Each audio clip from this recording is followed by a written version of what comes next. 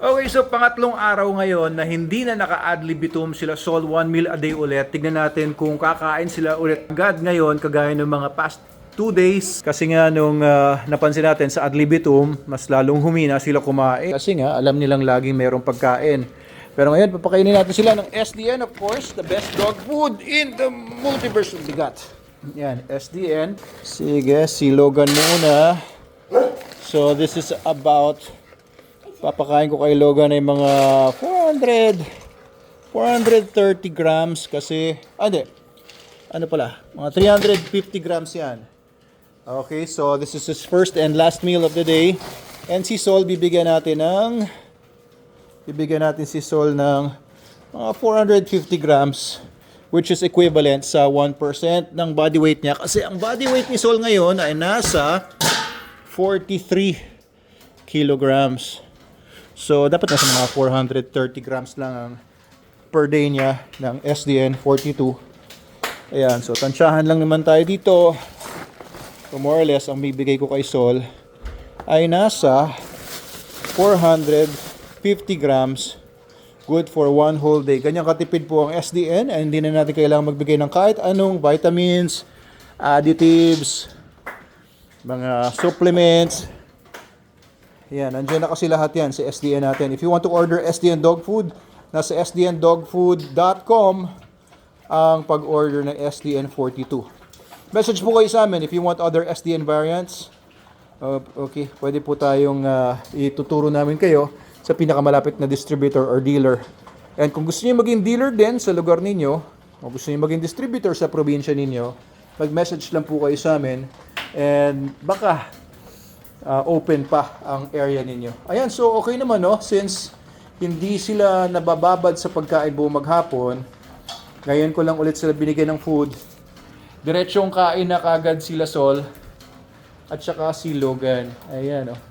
Hindi kagaya pag ad libitum nga sila or want to sawa or only SDN, ay natitake for granted nila yung SDN. Mas humihina ang kain nila. Lasing ka ba? Nangyari sa'yo?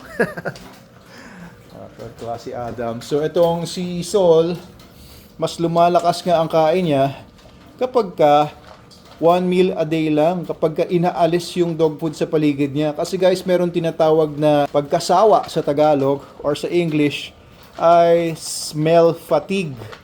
Kapag ka laging may amoy dog food sa paligid niya, pag laging may amoy SDN sa paligid niya ay nagkakaroon ng smell or scent fatigue. Hindi na niya na-appreciate yung dog food masyado dahil doon sa smell fatigue na yon. Pero yan, pagka once a day lang nila naaamoy and after 10 minutes, no, kapag ka hindi nila masyado maubos, ay aalisin kagad, mas nagtatakaw sila sa food nila dahil alam nila mawawala kapag ka hindi sila magtakaw. So yan, tip po yan sa mga picky eater dogs. Kapag ka picky eater ng dog nyo, bagus, mas lalo pang ipitin nyo yung pagkain nila para hindi sila magkaroon ng smell fatigue or taste fatigue. 1 meal a day is enough for dogs and kagaya na sinasabi ko palagi, according to long-term studies sa ibang bansa, the pinaka-extensive na studies may kinalaman sa pagpapakain, feeding frequency. Dogs fed 1 meal a day are healthier, no, they live longer and they are smarter than dogs fed multiple times a day. So, biruin yun, di ba? Kapag ka 1 meal a day lang kasi nakakapagpahinga yung bituka, nakakapagpahinga yung stomach, yung kidneys, yung liver, nakakapagpahinga yung buong sistema sa pagdadigest. Kaya, mas beneficial ang 1 meal a day for adult dogs, no? Sa puppies, of course, multiple times a day. Mas beneficial ang 1 meal a day in terms of overall health ng mga dogs.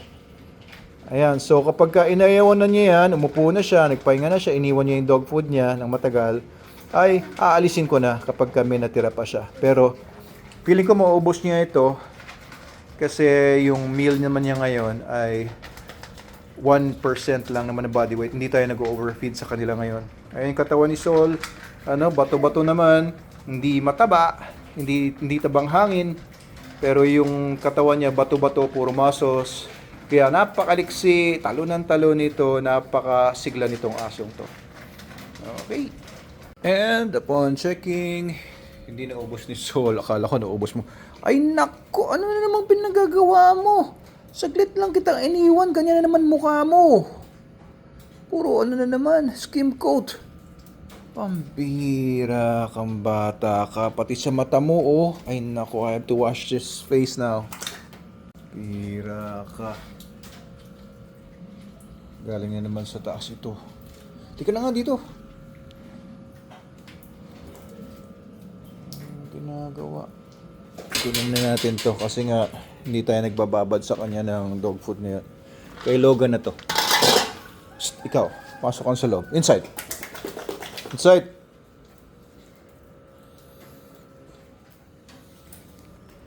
Yun muna guys. Update ko kayo ulit bukas.